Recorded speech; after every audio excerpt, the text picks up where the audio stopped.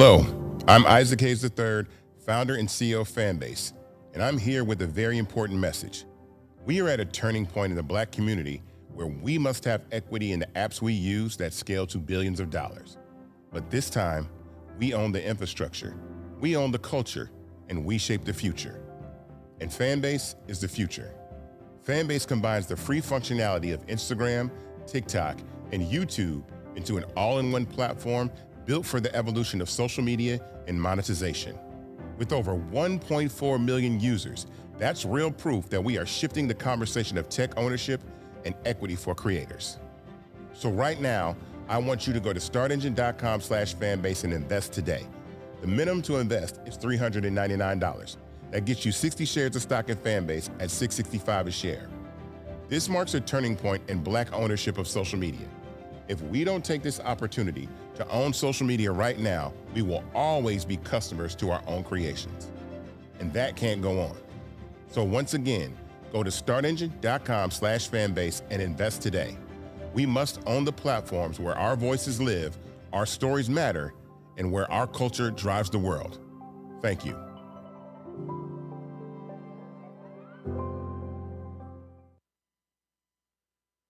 Folks, Black Star Network is here. Hold no punches. I'm real revolutionary right now. Black power. Support this man, Black media. He makes sure that our stories are told.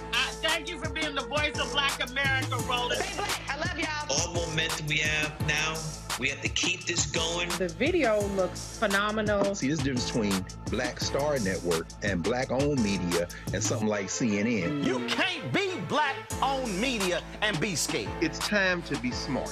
Bring your eyeballs home. You dig?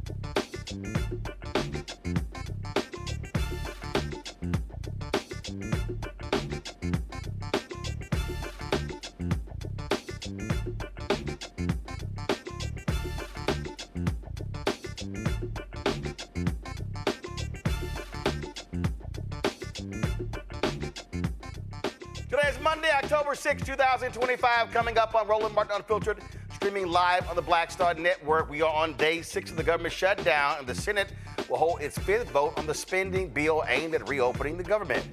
House Democratic Leader Hakeem Jeffries challenging Speaker Mike Johnson to a primetime debate. But we'll tell you how Johnson responded. A federal judge has decided not to block Trump's order to deploy National Guard troops to the state, rejecting a lawsuit from the state of Illinois and the city of Chicago against this order. In the Trump-Georgia election interference case, if a new prosecutor is not appointed soon, the judge has indicated that he will dismiss the case entirely. The president of Georgia's NAACP will join us to discuss. Voters in New Orleans head to the polls on Saturday to elect Their next mayor will talk with one of the candidates. Plus, the Gathering for Justice celebrates 20 years of standing for justice, community, and real impact. We'll discuss their upcoming gala with the organization's president and CEO. Folks, it is time to bring the funk on Roland Martin Unfiltered on the Black Star Network. Let's go. He's got it. Whatever the biz, he's on it. Whatever it is, he's got the scoop, the fact, the find. And when it breaks, he's right on time and it's rolling. Best believe he's knowing. Putting it down from sports to news to politics. With entertainment just for kicks, he's rolling. It's on go, roll, roll, y'all.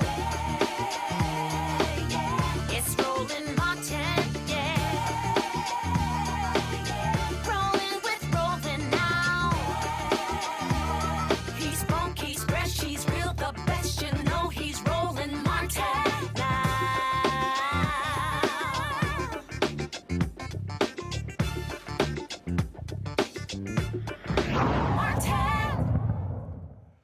Folks, the Senate, this is a live look at the United States Senate, where they will be holding their fifth vote on a funding bill to keep the government open, or actually end the government shutdown. Senate Minority Leader Chuck Schumer says the only way out of this shutdown is through a meeting between Republican and Democratic congressional leaders and the twice impeached, criminally convicted felon-in-chief Donald Trump.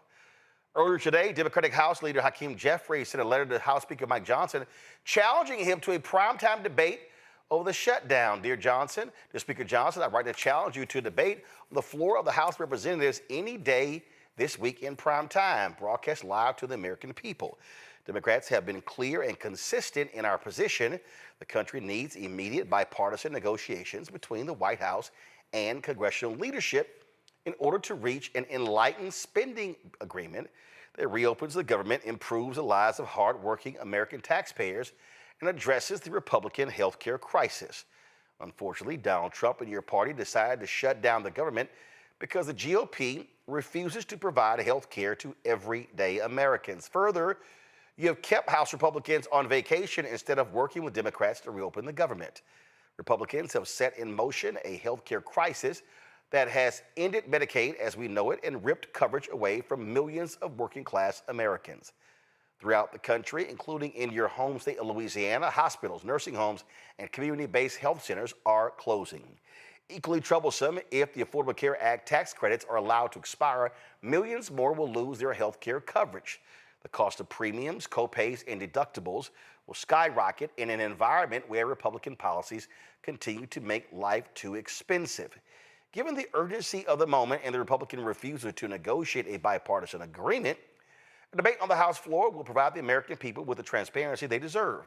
It will also give you an opportunity to explain your my way or the highway approach to shutting the government down when Democratic votes are needed to resolve the impasse that exists. Thank you for your prompt attention to this matter. I look forward to our debate. Well, Johnson did respond, and to a reporter who asked him if he would take Jeffries up on this challenge.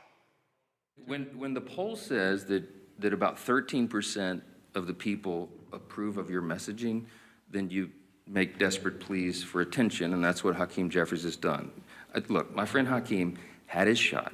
We debated all this on the House floor, as you know, before he passed our bill. He spoke for 7 or 8 minutes. He had all of his colleagues lined up. They gave it their best shot, and they argued, and they stomped their feet and screamed at us and all that. And still, we passed the bill in bipartisan fashion and sent it over to the Senate. The House has done its job. I'm not going to let Hakeem try to pretend for these theatrics. I mean, this is a Chuck Schumer decision. The ball is in the Senate's court now. The House has done this. We don't need to waste time on that nonsense. Those debates have been had. Colleague's a friend. I mean, Hakeem is a friend and a colleague. I respect him, but we all know what he's trying to do there. Well, folks, guess what? CBS, YouGov, they've got a new poll that speaks to how it's being handled. So 32% approve of Trump, 52% disapprove, 16% not sure. Congressional Republicans, 28 approve, disapprove 52%, not sure 20%. Congressional Democrats, 27% approve, 49% disapprove, not sure 24%. So the disapprove category, actually Democrats are lower. than Republicans, but also in the approved category, they're also lower. They have higher not sure remarks. Now, concern about the government economy, the effect on the shutdown. 49% say they are very concerned. 31% say somewhat concerned. 20% not concerned. Are their positions worth a government shutdown? Democratic positions worth it, 28. Republican positions, 23. Not worth it, Democrat 40. Republicans 45, not sure 32. So those are not great numbers, but they also speak to where people are. My panel, Dr. Omekongo Dibinga, Senior Professorial Lecturer, School of International Service, American University, author of Lies About Black People, How to Combat Racist, out of D.C. Zabora G., DEIA Consultant and Employment Specialist, out of D.C. Diambe Carter, author and Associate Professor, School of Public Policy, University of Maryland, out of D.C. as well. Diambe, I want to start with you. There's a lot of polling here, but the reality is Republicans have been trying desperately to say Democrats own this, but the public polling shows that people are blaming Republicans for this shutdown. Now we're seeing that Trump is signaling he will sit down with Democrats to discuss this. They know they're being hurt by this. Mm-hmm. Oh, absolutely. And I think the things that they're going after, like the Affordable Care Act, are quite popular, more popular than any of them are, quite frankly, in their job. So, look, I think this is going to be one of those cases where we won't quite know where the public is going to go on this. We're in the second week, but if this is like 2018, where you have a 35-day shutdown, I think we will see some very different numbers. I think right now people haven't quite felt the pinch, but we know that recipients of SNAP and WIC are going to feel that pinch very soon. The runway is not very long here for many people in this country to start feeling the hurt of this. I mean, not to mention federal workers, right? Many of whom are furloughed and not being paid at this moment. So I think there's very little time for both groups to come to the table. But I think the Republicans actually have more to lose right now by allowing this to continue. And I think people are not as interested in these stories about, immigrants taking or using federal benefits that they don't actually have access to, and want to know, well, what is the government going to do for me now that, these non-essential services are shut down and these federal employees are home? This right here, Omekongo, is more of that CBS YouGov poll. Blame the most for government shutdown. Trump and Republicans in Congress, 39%. Democrats in Congress, 30%. Both equally 31%. Again, this is showing who is getting the blame for this.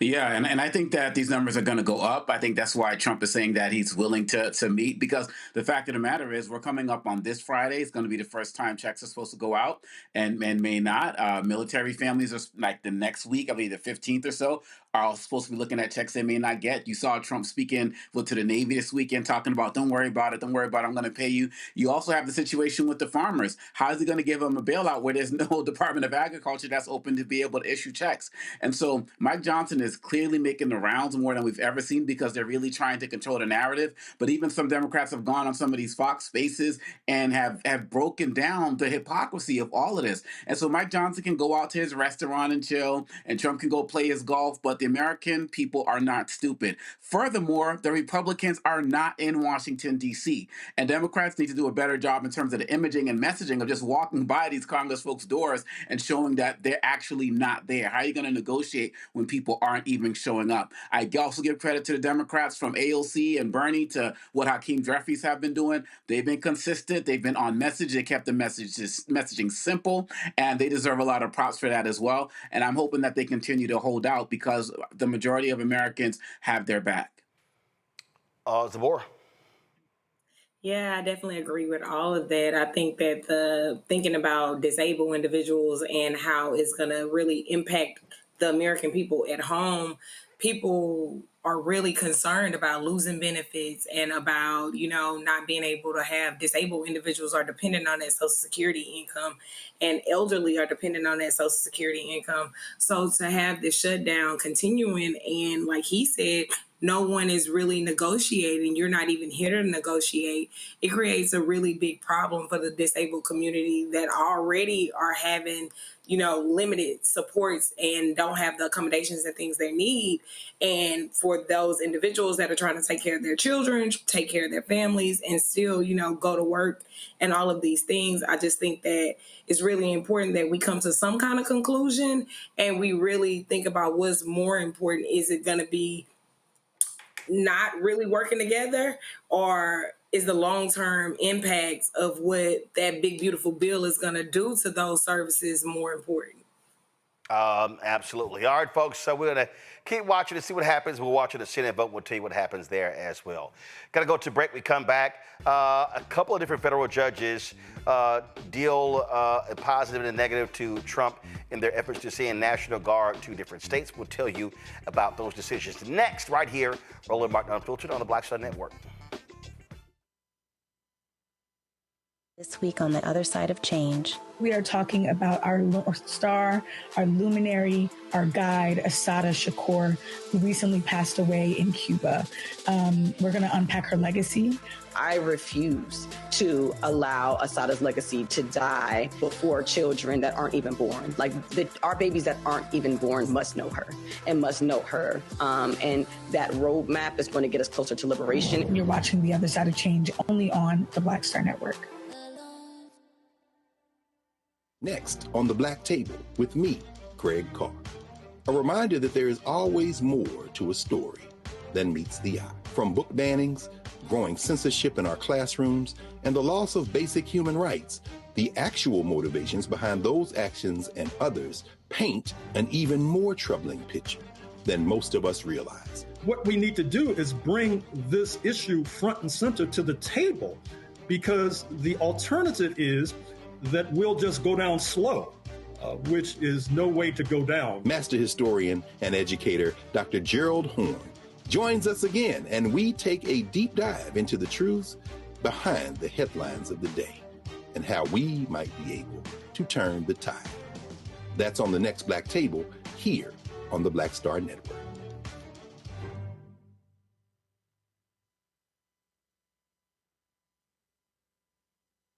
I got it. Coming to me.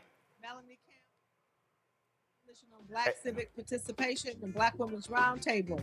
And we are watching Roland Martin Unfiltered all day, every day, 24/7. Spread the word. Folks, a couple of different federal judges have ruled regarding troops going to different states. First and foremost, a federal judge has ruled that Donald Trump cannot send federal troops from California to Portland, Oregon. Of course, California Governor Gavin Newsom also said he will sue the Trump administration after they federalized 300 California National Guard troops. Now, here's what's crazy, y'all. Trump, they're trying to claim that, oh my God, Portland, Oregon is just out of control. It's crazy. But here's the problem. That's not what the people in Portland are saying. So he's sitting here claiming that, Portland is just crazy. It's just unbelievable. It's just out of control. Well, the police chief is like, no, it's not. In fact, I'm trying to find, this was a soundbite last week where the police chief addressed it. And this was actually, this is one of the bites right here. Y'all gonna trip out. The chief said, it's one block. What are y'all talking about? All right, listen to this. Is there a myth or a misconception since this news broke that you're like, oh, I just wish people understood this? Yeah, I mean, the fact of the matter is, and it's been highlighted so many times so well, but I just want to emphasize, this is one city block. City of Portland is about 145 square miles. This is one city block.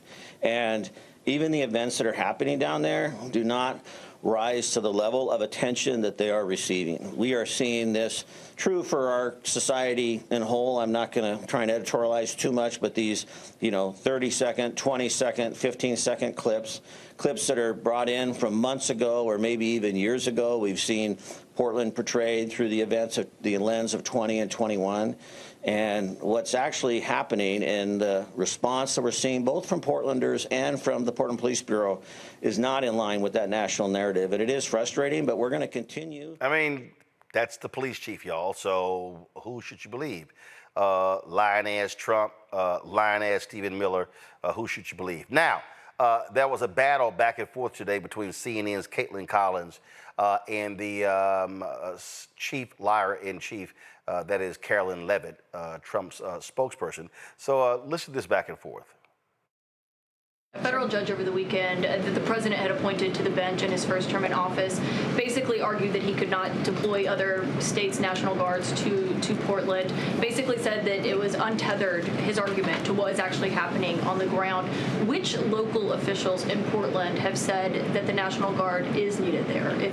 With all due respect to that judge, I think her opinion is untethered in reality and in the law. The president is using his authority as commander-in-chief, U.S. Code 12406, which clearly states that the president has the right to call up the National Guard in cases where he deems it's appropriate. And if you look at what has happened in Portland, Oregon, for more than 100 nights, I was talking to our law enforcement team about it this morning, for more than 100 days, night after night after night, the ICE facility has been really under siege by these anarchists outside. They have been disrespecting law enforcement. They've been inciting violence. We saw, again, a guillotine rolled out in front of this federal building. And so the president wants to ensure that our federal buildings and our assets are protected. And that's exactly what he's trying to do. And ultimately, in the case in Los Angeles, that judge ruled, in the Ninth Circuit, that panel of judges ruled that those troops could remain and that the president was well within his authority to do so. So we are appealing that decision. As you know, we expect a hearing on it pretty quickly, and we're very confident in the president's legal authority to do this, and we're very confident we will win on the merits of the law. But no local officials that you can point to that have said we need the National Guard? Because I spoke to the police chief of Portland last week. He said that the president's claims just don't match up with what's happening on the ground. I would encourage you as a reporter to go on the ground and to take a look at it for yourself, because there's been many members of the press, not press in this room, but independent journalists, some of whom we'll be inviting to the White House very soon to share their stories, because they have been in the middle of these riots and they have witnessed the anarchy that is taking place night after night. It's on video. You should play it on your show. You have a great opportunity on primetime on CNN to show your audience. Yeah, but you're probably talking to partisan Democrat officials who are opposed to everything this president does. You should also ask the people who live in Portland. We've actually heard from many members of the community who have said that this is complete civil disobedience. It's a mess. It's been loud. It's been troubling for neighbors in the community who are just trying to live peacefully. And these people are not there to peacefully protest. They are there to cause mayhem and havoc. Okay, so that's the BS they're peddling. Well, guess what? Nicholas Kristof, who was with the New York Times, actually went to Oregon, posted a video, and I thought it was pretty hilarious, this video that he posted. All right, y'all, check this out.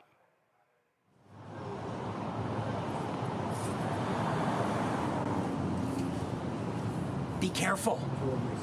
Portland is on fire. Our president says so. You can hear the artillery booming, the rival gangs fighting, the clouds of tear gas all around us. Be careful. But actually, this isn't a war zone, whatever Trump says. This is perfectly peaceful. So, during the ceasefire, I'm going to attend an Oregon Historical Society dinner.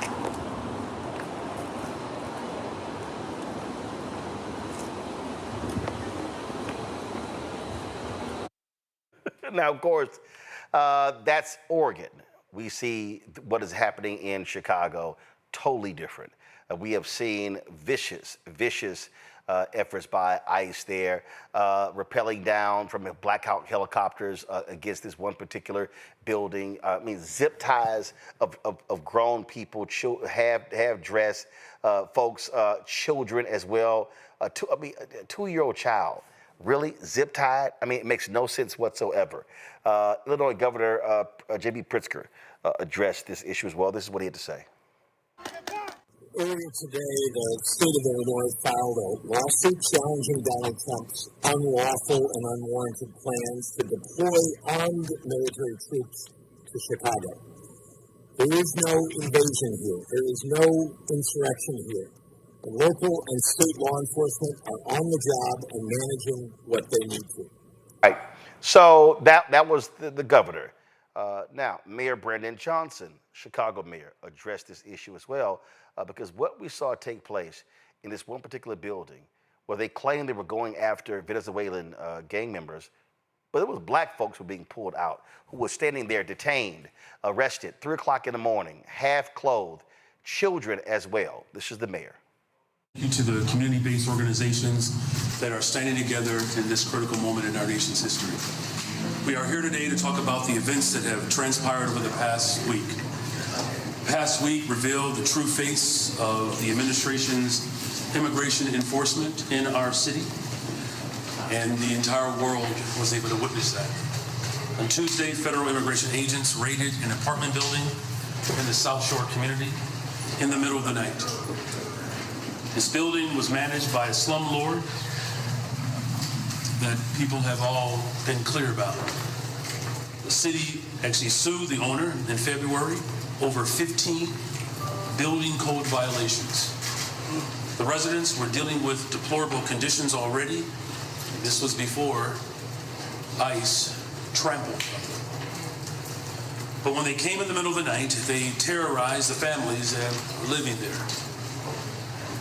There were children who were without clothing, they were zip-tied, taken outside at 3 o'clock in the morning. A senior resident, an American citizen, with no warrants, was taken outside and handcuffed for 3 hours. Doors were blown off their hinges, walls were broken through, immigration agents coming from Black Hawk helicopters to set up snipers on nearby buildings. This is America.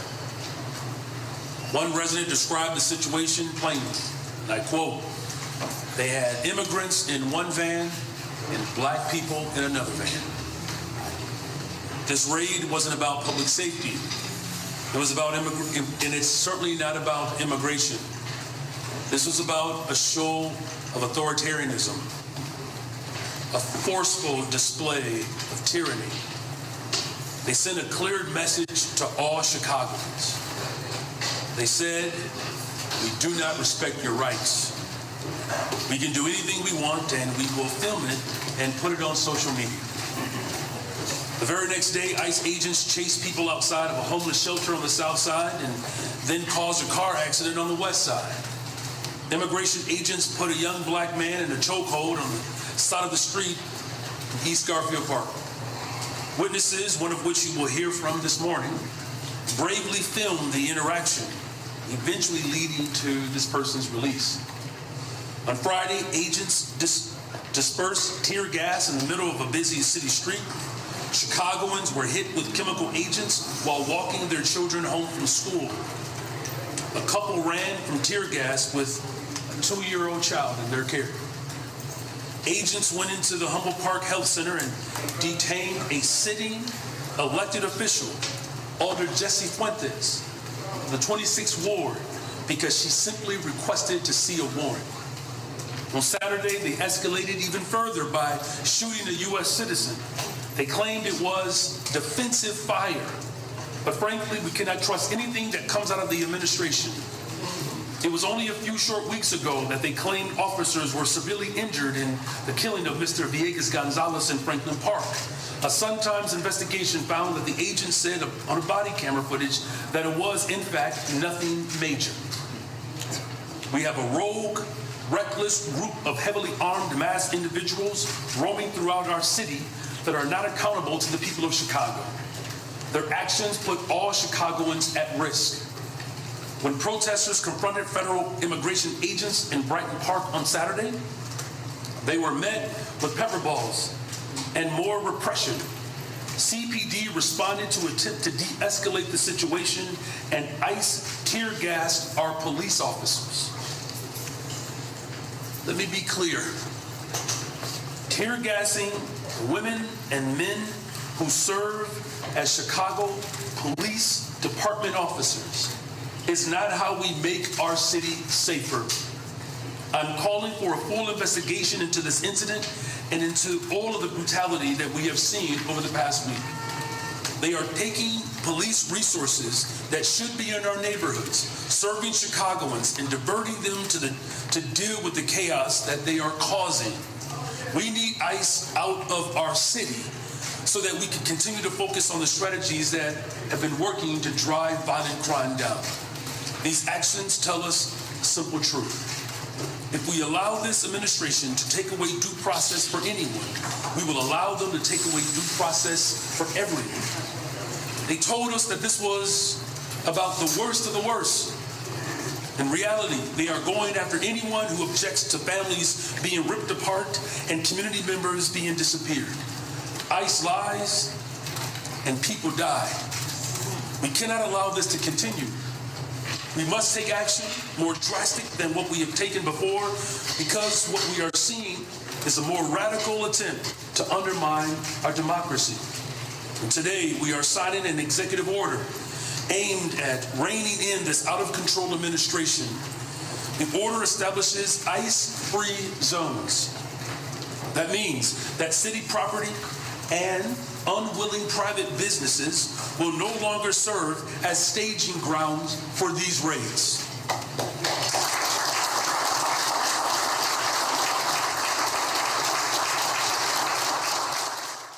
Folks, it has been absolutely crazy, and now we have this here. CBS did a story talking about how these ICE agents are tying up local police by calling 911 for bogus calls. Check this out. You are watching as Broadview police respond to a 911 call, claiming someone was tampering with a gate at the ICE detention facility there. Body camera footage obtained by the CBS News Chicago investigators shows several Broadview police officers respond to an alleged Homeland Security threat. The gate in question is where ICE takes detained immigrants for processing. What's up, guys? Hey, what's up? Not much. How are you? Good. We got a call of subjects trying to climb over the fence or something. No, not since we've been here. But when police arrive, all they find is two people and a camera. Our CBS photographer filming the exterior of the building with a CBS security guard by his side. Okay, you guys didn't tamper with any of the... No, man. The 911 call claiming someone was tampering with the gate came from an ICE agent. According to this incident report, an ICE agent called police for help. But he can't go and try to force his way into that door. Okay, so the guy in the He just says No, that the he guy was just recording. the camera. Do you believe that that was a false call? I do. Again, it was just our CBS photographer filming the exterior of the building. In your mind, bogus. Yes. It's disturbing.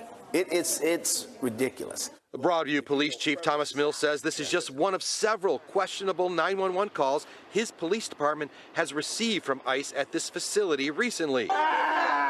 This same detention center has become the site of at least 3 other incidents involving federal agents who are accused of hitting people with cars, shooting projectiles, and using chemical agents on journalists, including a CBS reporter. Crazy is that? Now, I don't know if y'all saw this here. Before I go to my panel, I want to show y'all this here. So, you know Ice Barbie?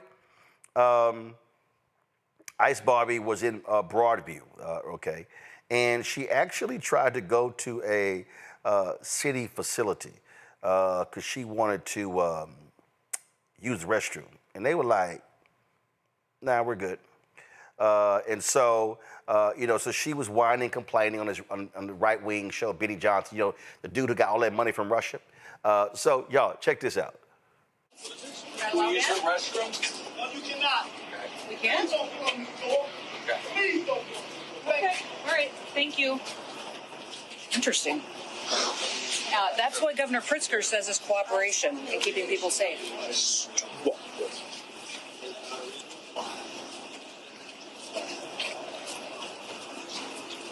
So why wouldn't they let you in?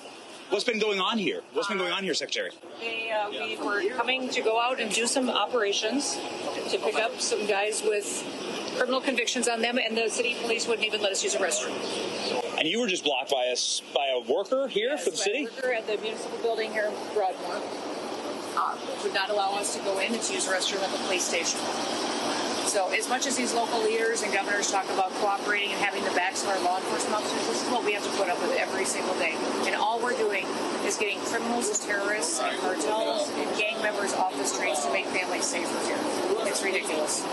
I mean, is impeding law enforcement? I mean, this is a real problem around This here. is a real problem. I'm so proud of our officers that deal with this every single day. They know that America's got their backs, but what they face here every day is real prosecution. Incredible. Yeah. Incredible. First of all, Omekongo, she lying. Your ass going to the bathroom is not blocking us from doing work. But here's what she wants to deny. These the police chief of Broadview say he has never been spoken to the way he was by these ICE agents. They have disrespected local police, and then they want them to reciprocate? Oh, hell no. Oh, absolutely, hell no. And I remember also watching your show last week, and the same officer, Chief Mills was talking about his officers have been, had the effects of the tear gas and so on and so forth. How long do they think they can keep disrespecting local law enforcement? I know Pritzker was asked today if he's going to get the state troopers involved, but these are guys who got guns and got badges and got authority as well, and ultimately you're invading their city. And everybody's talking about, people should be working with Trump. Mike Johnson, yield, man, just let Trump in and let them do their thing. They have no desire to work with them. And this is Mayor Johnson has made this clear from the beginning. Trump does not want to work with them. They want to come in there and dominate and control. They had enough. And then if you look at all of the videos and posters that they're putting up on their ICE website, when they had one man getting arrested and they said, this is what's going to happen to Antifa, more coming. Antifa, which is also a fake organization in terms of no real leadership or anything like that. They're using that also as a pretext to go into these cities. Everything Mayor Johnson said was absolutely true. And I really don't know how much these law enforcement folks, the local people on the ground, because to be honest, Roland, I really feel like many of these so-called ICE agents, I just feel like these guys are the insurrectionists that were put out and are just running around lawless and reckless. And at some point, when these guys start getting arrested or getting unmasked by other people and people start tracking them down, maybe they'll start to subside. But right now, they are running loose. Ice Barbie's running loose, and what they're on the roof with snipers and everything. Nah, this can't continue, and it's just going to be a matter of time before I think local law enforcement has had enough as well with these individuals. Zabor, I agree. I listen. We don't know who these people are. We don't know if they're oath keepers. We don't know if they're Proud Boys. We don't know if they are vigilantes. We don't know any of this. Definitely, we are watching people that already don't have trust in law enforcement. You are against law enforcement, against the citizens of these places. You're looking at what's going on in Chicago. You're looking at how the police are being treated. And they're telling you, their governments, the local governments, we have too much big government in our local communities. And with ICE just doing whatever they want to do, they're creating trauma in these communities. These people are going to have to deal with these traumas, and there's no supports. They're not going to have any supports after ICE leaves and we try to get back to some state of normal. But how can we even get back to a place of some level of normalness when who's going to trust the police at that point? So it's really unfortunate that people that are putting their life on the lines for our communities are having the same problems that the people in the communities are having, and it's creating trauma for everybody. And there are no supports to be able to heal that trauma for these communities. So it just reminds you of everything that has happened in some of our apartheids in Germany and Hitler and all of these historic events. And how do we move forward from this? I think it's just going to be very difficult for us to even heal this trauma that they are causing. They're acting like thugs. That's who they are, Niambi. And so I'm with them. I wouldn't give them any cooperation either. And I think this is where we're starting to go. I mean, I think, they say politics creates strange bedfellows. I mean, this is the same government that released January 6th rioters who attacked police officers and who attacked federal law enforcement in federal buildings. And this is the same person who is now telling local law enforcement that they should cooperate when most of the time local law enforcement don't know who these people are. They've not had any communication, and these people are endangering their lives. I mean, I think this whole situation of just sort of escalation is making life more difficult in some of the ways that both my co-panelists have talked about. But when we think about the job of law enforcement, which is already difficult, you're talking about a group that does not have a lot of trust in our very same communities. And now they're in a position where they are being demeaned, where they are being treated poorly. They are being, having their professionalism attacked publicly and on a national stage. I mean, I think you will see local law enforcement divest. And even when you think about these detainers, that ICE needs local law enforcement to enforce, meaning that local law enforcement may have to hold some of these people in their facilities. They are not compensated for that. They are going to risk, having their local facilities at capacity. All of this on behalf of the federal government, and you expect a friendly assist. I don't think that's going to be forthcoming. And this government somehow just does not seem to get that message. They keep making enemies out of everyone. And in a minute, you're going to create a lot of friends out of people who have very different perspectives on lots of things, but are unified in their idea and their sense and their rightful belief that this government is dangerous and out of control. Folks, quick break. We come back. Will we see the end of the Georgia illegal voter case? Man, wait to tell y'all what's going on there. Don't forget to support the work that we do. Join the Bring the Funk fan club. You want to support our show? Give you a cash app. You stripe QR code. You see right here, bottom left-hand corner. PayPal, R Martin Unfiltered. Venmo's RM Unfiltered. Zelle, Roland at RolandSMartin.com. Roland at RolandMartinUnfiltered.com. Check some money order. Make it payable to Roland Martin Unfiltered. P.O. Box 57196, Washington, D.C. 2003 7-0196. Back in a moment. On A Balanced Life, parents, teachers, students, administrators, oh my, are you putting in the work, seeking to be a teacher, an associate principal, a principal, trying to elevate who you are and where you're going? Our world is changing. For veteran teachers, we have to be able to usher in students into a ever-changing, ever-evolving world. If we have this triangular effect, we will create a successful student who will be able to just thrive wherever and in any situation that they're placed in. Join us this week on A Balanced Life with Dr. Jackie here on Black Star Network. This is Tamala Mann. And this is David Mann. And you're watching Roland Martin Unfiltered. Could we be seeing the end of the Georgia voter fraud case? The judge overseeing the Georgia election interference case against the twice impeached, criminally convicted felon in chief Donald DeCon Trump, as well as others, says he will dismiss the case in less than 14 days if a new prosecutor has not been appointed to take it over. Fulton County Superior Judge Scott McAfee set the deadline in a one-paragraph order on Friday.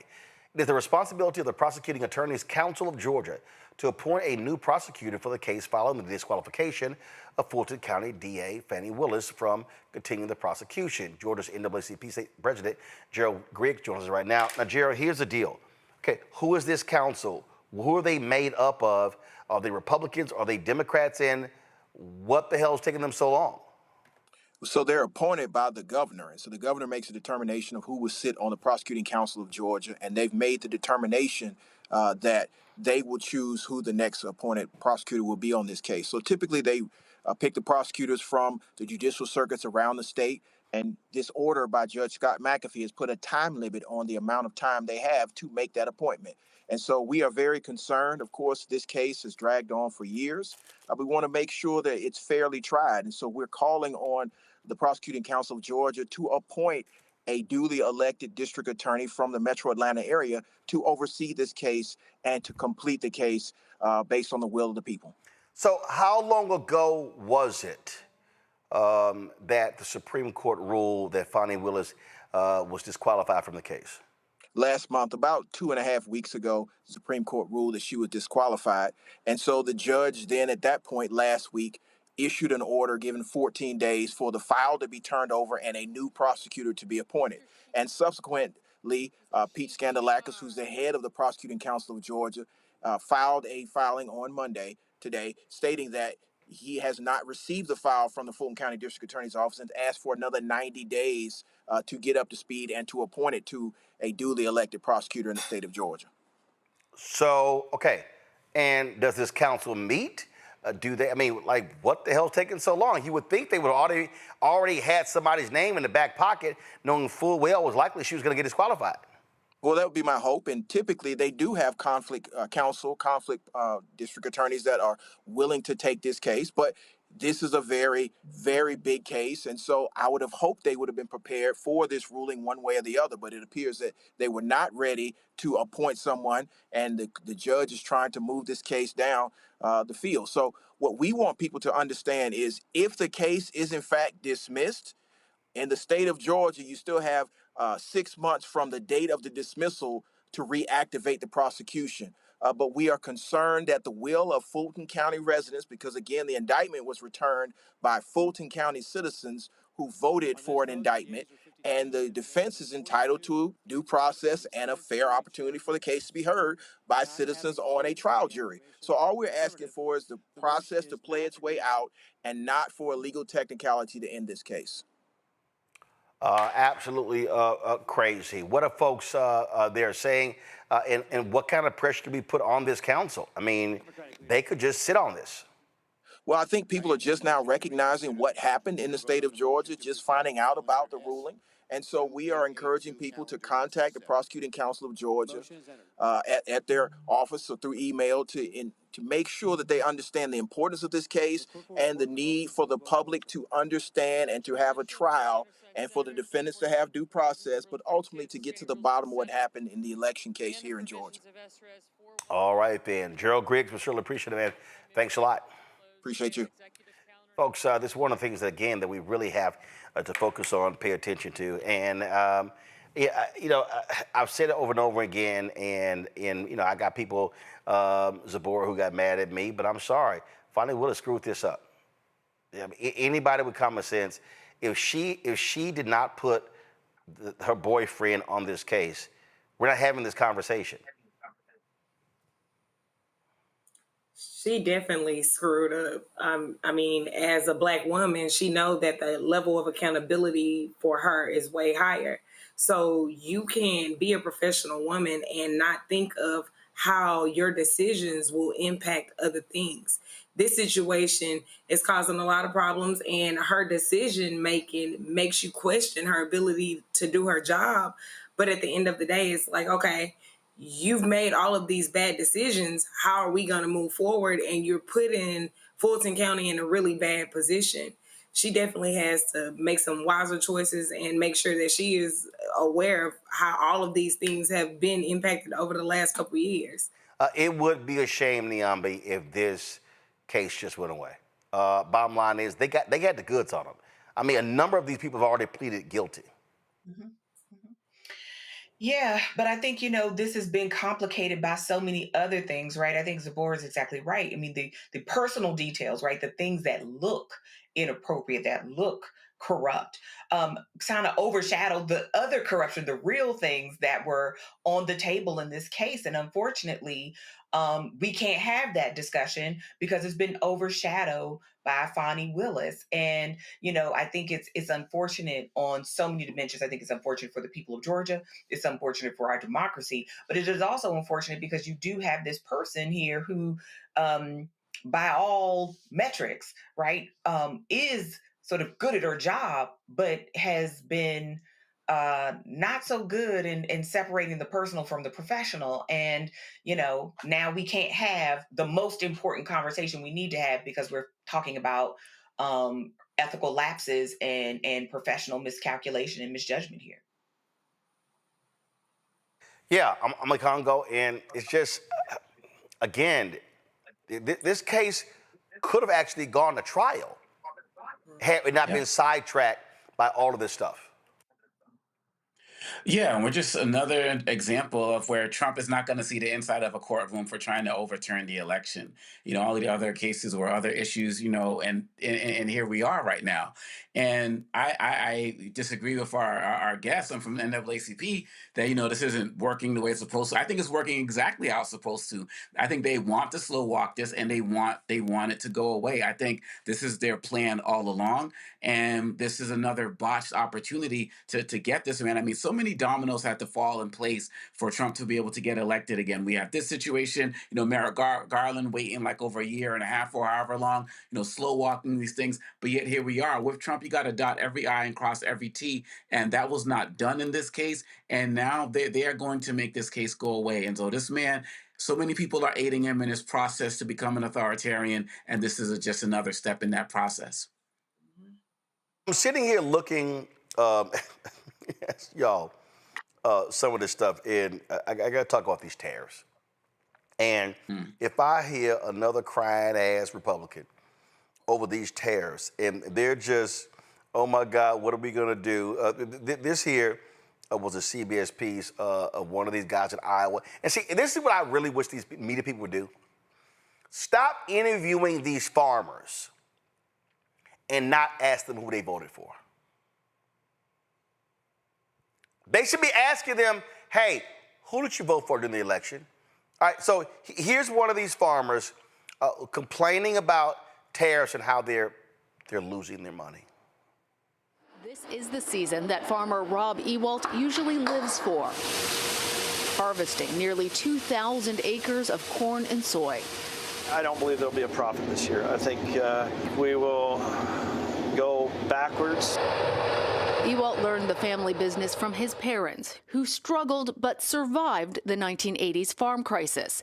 He sees parallels. As a kid, I'd go to bed, and you'd hear the whisperings of my parents talking about finances. We didn't know what was going on, but now I know what they were talking about. We want to split open the pod. Okay. The pod should crack open. Farmers may be forced to sell their crops at steep losses now that China, once the largest buyer of U.S. soy exports, is retaliating against U.S. tariffs. So you've done all this work, and you have more work to do, and you're losing money. Yeah, it's a great occupation, isn't it? It could mean ruin for some farmers. As of June, 55% more filed for bankruptcy compared to the previous year-to-year period. It's an endless cycle that we're caught in right now, and this is all I know. Can't do it any better. But who did you vote for? See, this is what is bugging me. Well, China not buying our soybeans. China doesn't have to. I love this idea that they think that China should be mandated to buy American soybeans.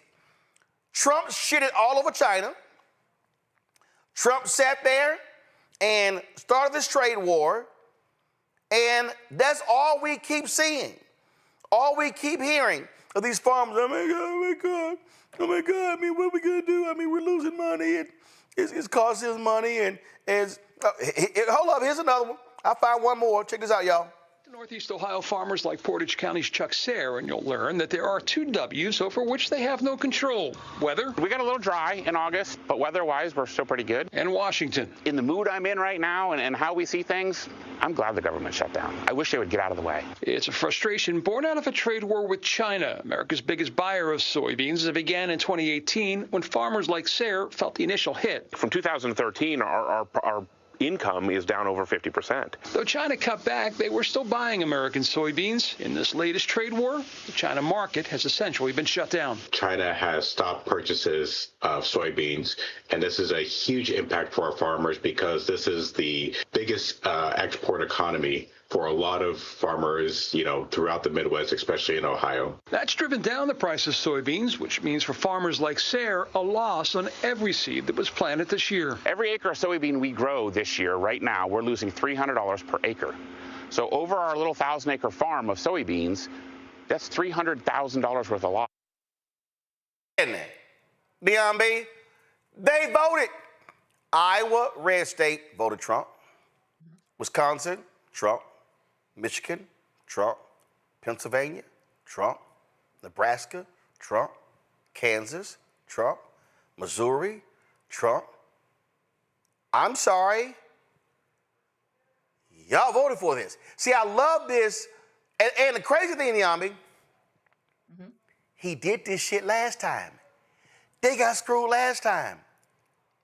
So forgive me. I don't want to. I'm not supporting the bailout. I'm sorry. I'm just gonna say two words, and this might be mean-spirited, and I've been trying not to cuss. Fuck them. No, I'm sick of these people who voted for Trump, but then, oh, I didn't vote for that. Yes, you did. Because Vice President Kamala Harris told you this was gonna happen. But no, y'all didn't wanna believe that. So now all you farmers are going broke, damn a bailout. Hell, if they all go broke, ain't my problem. Get your ass to the food line for some SNAP benefits. Oh, I'm sorry, they cutting that too.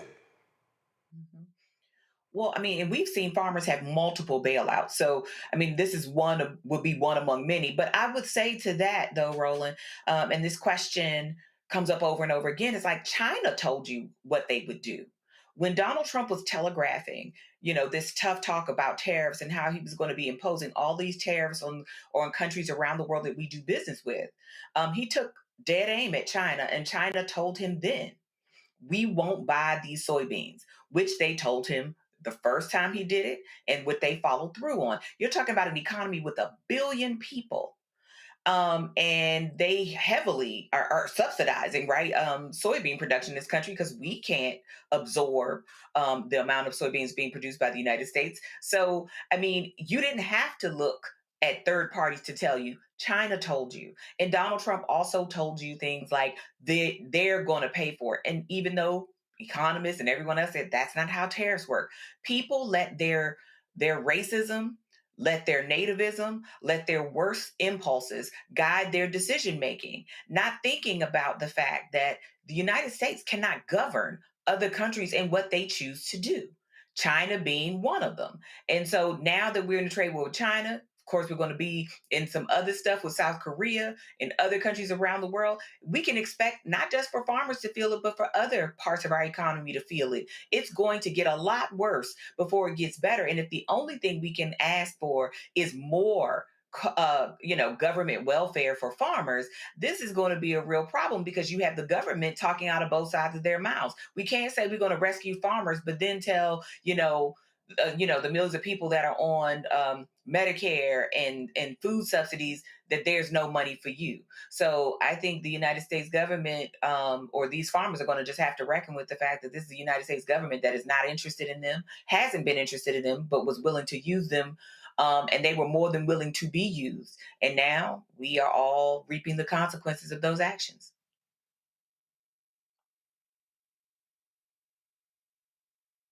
I don't feel for any of them. Look, I love this here. 1/3 of Arkansas farmers are projected to go bankrupt by next year due to Trump's tariffs. They're now begging him for more money to survive. In 2024, Arkansas voted for Trump over Harris, 64%, 33%. I'm sorry, I don't give a shit about them going bankrupt, Zabora. I don't care. They voted for this. They knew this was going to happen. So guess what? Suck it up. Totally agree. Everybody had the option to vote for who you wanted to vote for. Kamala Harris said tariffs was reckless. No one wanted to adhere to her. They didn't listen. They decided to vote the way they wanted to vote, and these are the unintended consequences of what they voted for. You don't win a trade war when the other side can learn to live without you. They are just finding ways to circumvent going to America, and if our farmers lose out when this is what they voted for, too bad.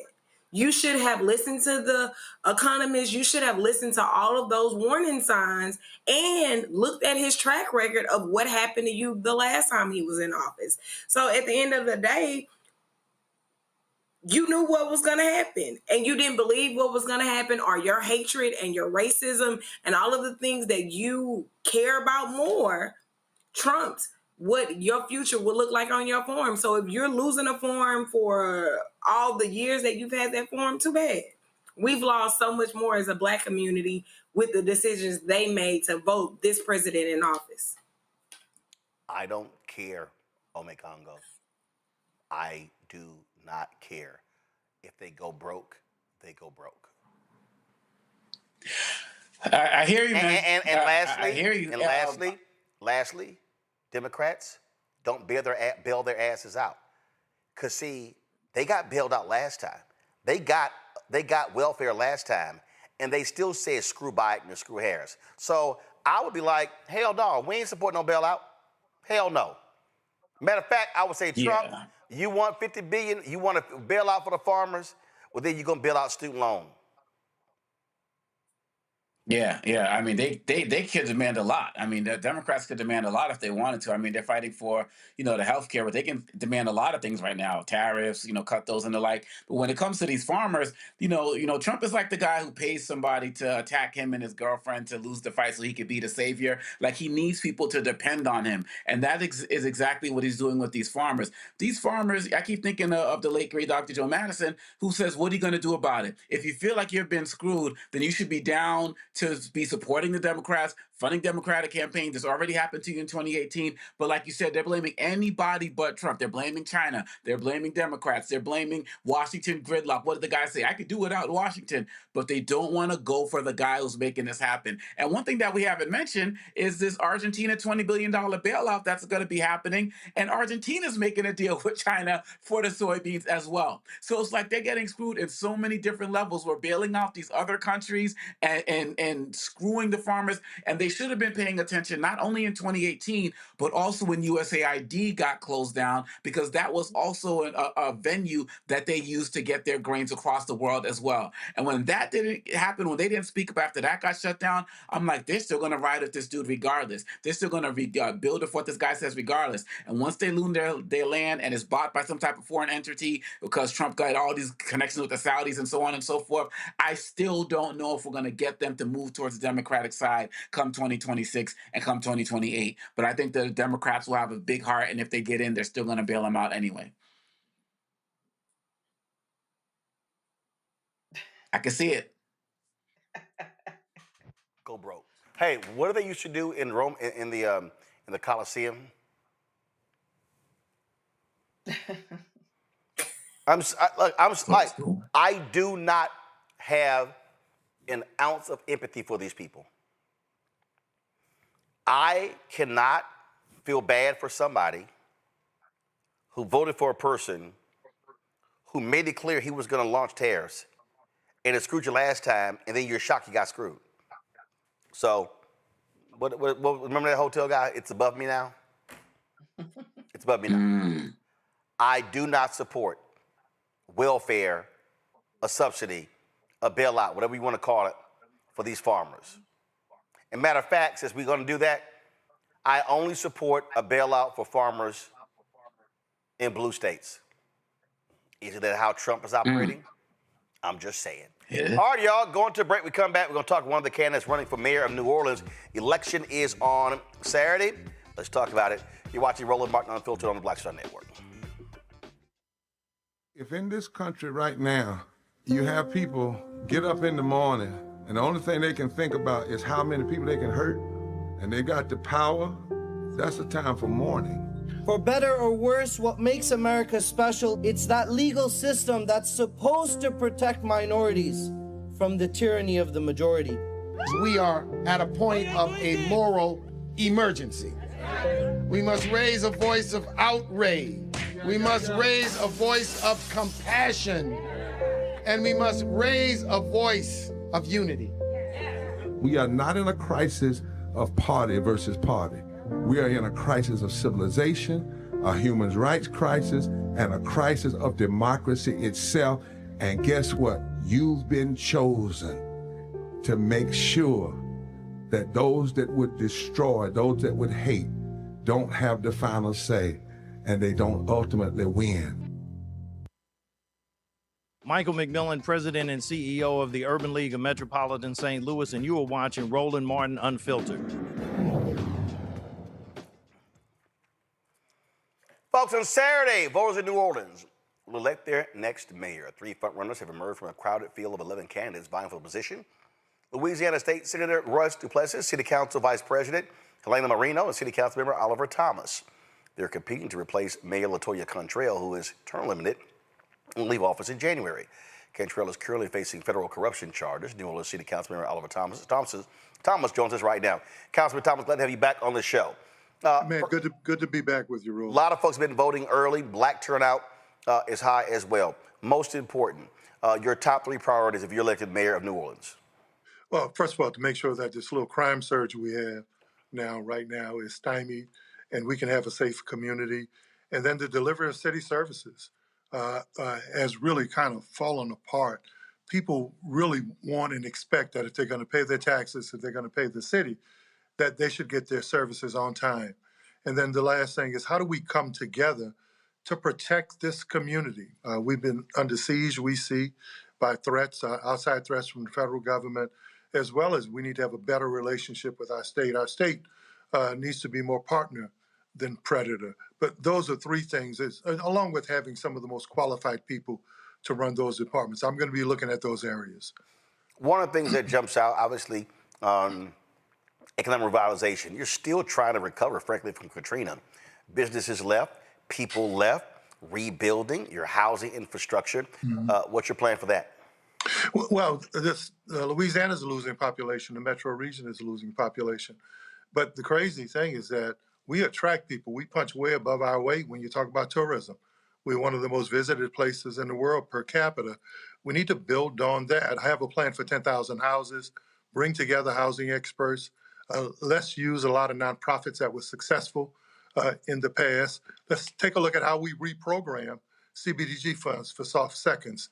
How do we use the Good Neighbor program and the Teacher Next Door program that are successful around the country to make sure that teachers, law enforcement personnel, and others can get an opportunity, even in many cases with their meager salaries, can get an opportunity to own a home in our community. So I was the first person out with the 10,000 Homes program, and I really want to mimic some of the success that happened here, as well as what happens around the country. Look, one thing we know, we have space. One of the things that also is the public trust. And look, there have been way too many New Orleans mayors, city council members who have been indicted, guilty, gone to prison for corruption. How do you gain the public's trust and let them know that you're going to be different than what has happened in the past, unfortunately? Well, first of all, I'm much better because of what I went through. I want to have an office of ethics and integrity that's transparent, so people can see at every time that we're working hard to establish that trust. But one of the most difficult things that we're going to have to do in this country, as well as in local communities, people don't trust the political system. We're going to gain that trust by our actions to make sure that we're above and beyond board, our principles, our integrity, we lead. And I'm committed to doing that. I want to be the first mayor to have an office of public trust and integrity. We're going to lead with that, and we're going to work hard to earn the citizens' trust. But like most folk who fell down, I really think I'd offer an opportunity to a community that's struggling to show how we can get up. Just because you fall down doesn't mean you stay down. In many cases, your lowest point may be a way that you can look up to see that we can get to our highest point. And New Orleans deserves the very best from me and all of government. Questions from our panel. Congo, you first.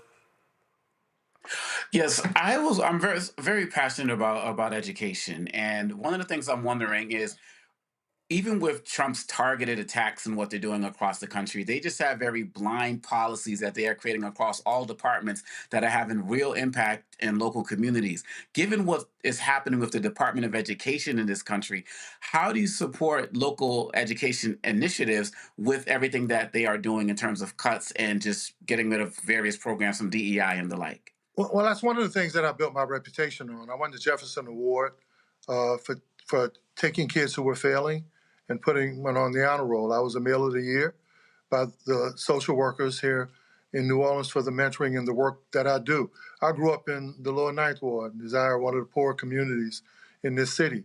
And that doesn't mean anything in terms of your intellect, but also I want to be the first mayor that has an Office of Education that works hand in hand with the superintendent. And I'm the only elected official that has an after-school program.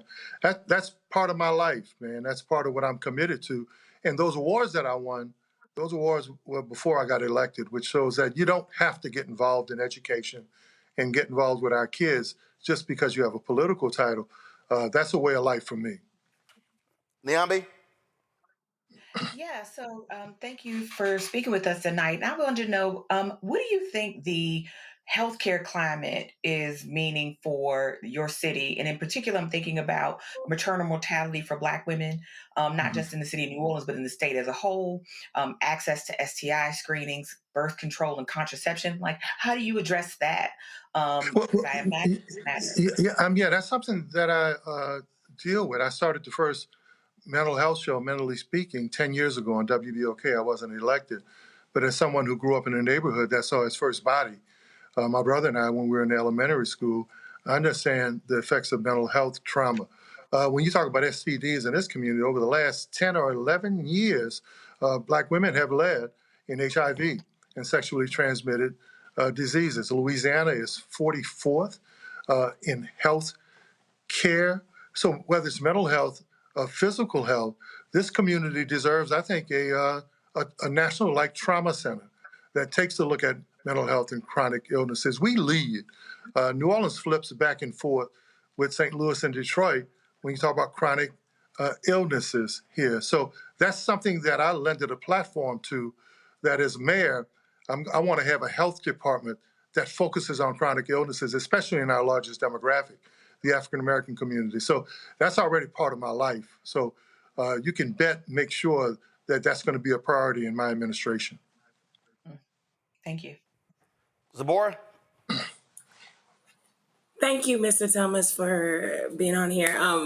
You talked about expanding housing and neighborhood programs, and I want to know, how will you make sure that disabled and deaf residents aren't just included on paper, but are fully centered in these programs and getting housing and ensuring that they are accessible, affordable, and designed with those individuals in mind? Well, it seems like every question you guys are asking is in line with my resume. My family, my late sister, Juliet, was disabled. She had cerebral palsy. It was a difficult time getting around with my family in a city that didn't have access. And one of the other things I did, one of the icons, heroes, as a matter of fact, there are neutral grounds with his picture on it, Charles Toubre. I worked with him several years ago to make sure that we brought light to whether it was disabled access, the ADA, buses where the disabled can access. And as we begin to construct new buildings and new housing and new places to live, we are missing out in this country on billions of dollars just because families and folk with disabilities can't access commercial places or can't access public spaces. So this is something I had to grow up with. This is something that I'm going to continue to work with. So though my late sister is not here and Charlie Toubre isn't here, that's ingrained into who I am. Right then, well, again, the election is on Saturday, and then just 5 days up to campaign. Councilman Thomas, we appreciate it. Thanks a lot. Well, thank you guys. Continue to do what you do and leading the way and not only speaking truth to power, but doing it from a power position. We appreciate that. That's what I want to do as mayor. All right. Thanks so much. I certainly appreciate it. Folks, got to go to a break. We come back. More on today's show, including an organization celebrating its 20th anniversary that was founded by my man, Harry Belafonte, the Gathering for Justice. They're having their big gala on the 13th of October. We'll talk about that on the show. Plus, lots more to break down. You're watching Roland Martin Unfiltered right here on the Black Star Network. Said the quiet part out loud. Black votes are a threat. So they erased them. After the Supreme Court gutted the Voting Rights Act in 2013, Republican legislatures moved fast. New voter ID laws, polling place shutdowns, purges of black voters from the rolls. Trump's Justice Department didn't stop it, they joined in. In 2018, his DOJ backed Ohio's voter purge system, a scheme that disproportionately erased black voters. Their goal, erase black votes and political power. Yeah, that happened. These are the kinds of stories that we cover every day on Roland Martin Unfiltered. Subscribe on YouTube and download the Black Star Network app. Support fact-based independent journalism that centers African Americans and the issues that matter to our community.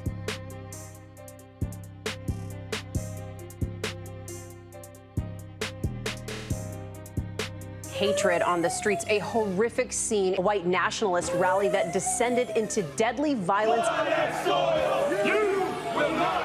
White people are losing their damn minds.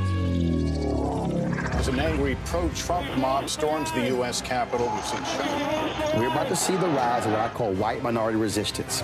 We have seen white folks in this country who simply cannot tolerate black folks voting. I think what we're seeing is the inevitable result of violent denial. This is part of American history. Every time that people of color have made progress, whether real or symbolic, there has been what Carol Anderson at Emory University calls white rage as a backlash. This is the rise of the Proud Boys and the Boogaloo Boys. America, there's going to be more of this. Here's all the Proud Boys, guys. This country is getting increasingly racist in its behaviors and its attitudes because of the fear of white people. The fear that they're taking our jobs, they're taking our resources, they're taking our women. This is white fear.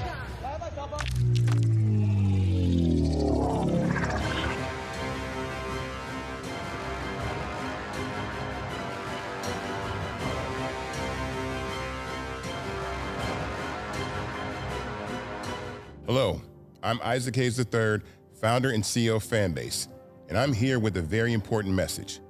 We are at a turning point in the black community where we must have equity in the apps we use that scale to billions of dollars. But this time, we own the infrastructure, we own the culture, and we shape the future. And Fanbase is the future. Fanbase combines the free functionality of Instagram, TikTok, and YouTube into an all-in-one platform built for the evolution of social media and monetization. With over 1.4 million users, that's real proof that we are shifting the conversation of tech ownership and equity for creators. So right now, I want you to go to startengine.com/fanbase and invest today. The minimum to invest is $399. That gets you 60 shares of stock in Fanbase at $665 a share. This marks a turning point in black ownership of social media. If we don't take this opportunity to own social media right now, we will always be customers to our own creations. And that can't go on. So once again, go to startengine.com/fanbase and invest today. We must own the platforms where our voices live, our stories matter, and where our culture drives the world. Thank you.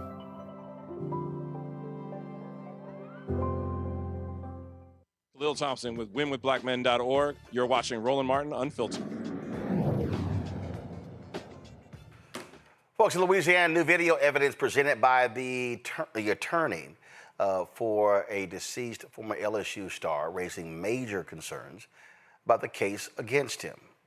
Kyron Lacey tragically died by suicide earlier this year. This was after he was charged with a vehicular homicide. Now, this footage was taken December 2024. It was reviewed by attorney Matt Ory on Louisiana's HTV10, showing Lacey's car was far behind the deadly crash in LaFourche Parish and had not even been visible at the moment of impact. The crash killed 78-year-old Herman Hall. At the time, state police claim another driver swerved to avoid Lacey, sparking the collision and leading to charges of negligent homicide in the hit and run. Well, shocking details have also surfaced. Police officers were caught on body cam footage coaching a key witness to implicate Lacey. Watch this. Look, don't worry about filling any of this top information, like your name, address. Don't worry about any of that. Just right here, if you could, I'll just have you write exactly what you saw. Just make sure to include, where you were. I don't even know what the name of that highway. It's Highway 20. Highway 20. That you just. All right, me and my wife gonna figure out right quick. Okay, just make sure you add in there that you had to slam on your brakes and the brakes, you had to slam on the brakes to avoid that charger and the brakes locked up to avoid that charger. That's. I ain't skid mark or nothing. I wasn't even gone, man. That lady in the back of me, she didn't know what was happening. That's how she called that wreck. She was running in the back of me. She pulled on the other side, and that's not in it. So, but the charger was coming right at you, correct? And that's why you had to slam on your brake, the head on with you. So yeah, just make sure you include that, and that's very important because we're trying to locate this charger right now. So look, don't worry about filling any of this stuff. The officers reportedly turned off their body cams before a statement was written by an unnamed individual.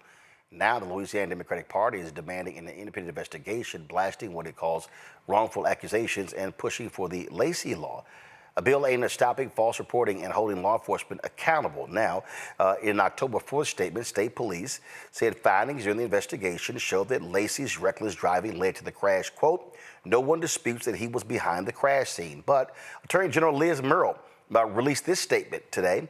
I have been in touch with Louisiana State Police about independently reviewing all the witness statements and evidence in this case. That's what's going on here. And so the civil rights group Purpose for the People, they're calling for a full criminal and federal investigation into the officers. They have a peaceful protest planned later this month. It's going to take place on Saturday, October 25th at from noon to 2 p.m. at Martin Luther King Park, 900 Ledette Drive. That's 900 Ledette Drive. Let's go to our panel here. This right here is obviously extremely troubling on Congo. I mean, this was a young man who was projected to be first round, second round pick in the NFL draft. He took his life because so many people assumed that he was guilty, that he actually did this. Now his attorney is saying, no, he was not close to the scene. Well, this is incredibly tragic. You know, we spend so much attention, rightfully so, to unarmed shootings of police and serious issues like that, as of course we should.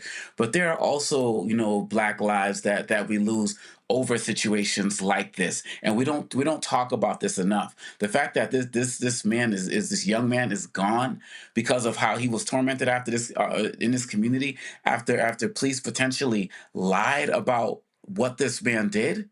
It's absolutely ridiculous. And the fact that people can just go all of this time and just live their lives after destroying this man's life, even if he lived, his whole career would have been destroyed with these investigations, but he's gone.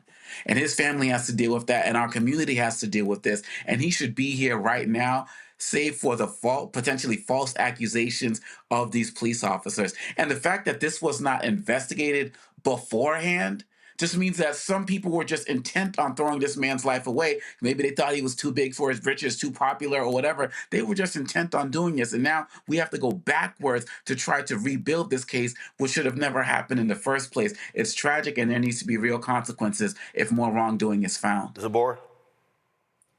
This is ridiculous. We are looking at how a kid's life was took.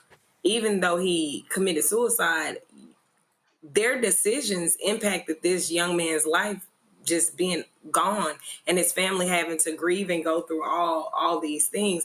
He didn't die in a vacuum. This is a part of just a long, violent history of how places like Louisiana and Mississippi treat our Black children. When something happens with them, they don't thoroughly investigate. They rewrite our stories and they lie to cover up, and the power that is never being in check is not accountable.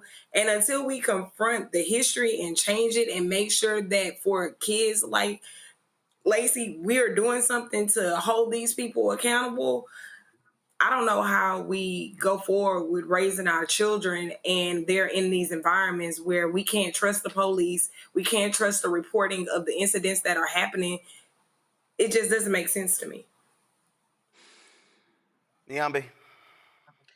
I was like, this is just tragic and cruel. I remember when the story was first reported. I mean, this young man had his reputation and his future dragged through the mud with little to no investigation, it appears, or at least with the investigation was there.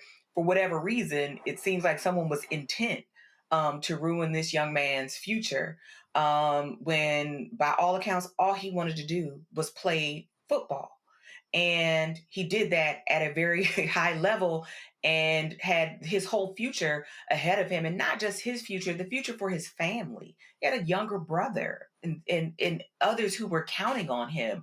And he wanted to be that person to change his family's future and their trajectory and the pressure. I think this, more than anything else, shows the pressure that this young man was under that mentally he just could not continue, because it very much looked like the state of Louisiana was prepared to send him to prison for something that he absolutely didn't appear anywhere near close to doing. Certainly the story of him weaving in and out of traffic behind the accident was not the cause of said accident. And I will also, commend his family and his attorney for continuing to fight for justice on behalf of Kyron, because he absolutely did not deserve what happened to him. And I would say that there is negligence and there is responsibility here for Kyron's death, and it's not Kyron. It is the state of Louisiana. It is the recklessness of some local news organizations and the way they reported this story, like it was already a foregone conclusion that this young man had killed someone with his vehicle and then rode away and didn't render aid and didn't assist. I mean, it was just a horrible thing to happen to any person. But when we think about the psyche and the pressure of young people, and certainly of this young man, we have to remember what the stakes are. Our children are still our children. He is not a man. He was a baby. And I think we don't think about that often because they're big and because they're strong and they have muscles and all of these things. But that young man's mental health took a toll. And it's evidenced by the fact that he ended his life. And it's tragic. Indeed. Extremely, extremely tragic. And so we'll hopefully see a real investigation take place. All right, folks, got to go to break. We come back. We'll talk about the Gathering for Justice 20 years later after an organization founded by Harry Belafonte started. We'll talk about their upcoming gala right here. Roland Martin Unfiltered on the Black Star Network. This week on The Other Side of Change. We are talking about our North Star, our luminary, our guide, Assata Shakur, who recently passed away in Cuba. We're going to unpack her legacy. I refuse to allow Assata's legacy to die before children that aren't even born. Like our babies that aren't even born must know her and must know her. And that roadmap is going to get us closer to liberation. You're watching The Other Side of Change only on the Black Star Network. Next on The Black Table with me, Craig Carr. A reminder that there is always more to a story than meets the eye. From book bannings, growing censorship in our classrooms, and the loss of basic human rights, the actual motivations behind those actions and others paint an even more troubling picture than most of us realize. What we need to do is bring this issue front and center to the table, because the alternative is that we'll just go down slow, which is no way to go down. Master historian and educator Dr. Gerald Horn joins us again, and we take a deep dive into the truths behind the headlines of the day and how we might be able to turn the tide. That's on the next Black Table here on the Black Star Network. They said the quiet part out loud. Black votes are a threat, so they erased them. After the Supreme Court gutted the Voting Rights Act in 2013, Republican legislatures moved fast. New voter ID laws, polling place shutdowns, purges of black voters from the rolls. Trump's Justice Department didn't stop it, they joined in. In 2018, his DOJ backed Ohio's voter purge system, a scheme that disproportionately erased black voters. Their goal, erase black votes and political power. Yeah, that happened. These are the kinds of stories that we cover every day on Roland Martin Unfiltered. Subscribe on YouTube and download the Black Star Network app. Support fact-based independent journalism that centers African Americans and the issues that matter to our community.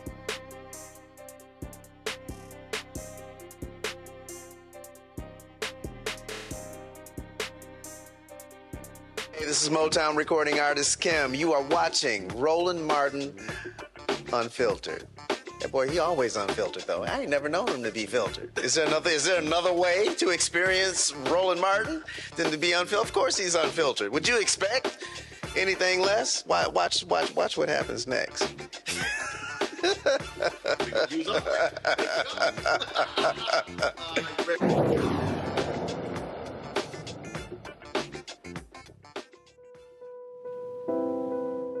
"14 years ago, in Atlanta, Georgia, I call for a gathering of community leaders, civil rights leaders, artists, and activists to come to a thing we called the gathering. And at that gathering, we discussed the state of the union, the state of America, the state of the black condition. That gathering turned out to be quite impressive. And ever since then, the gathering has endured and has been continuing to do work in the communities across this country. 14 years is a long time,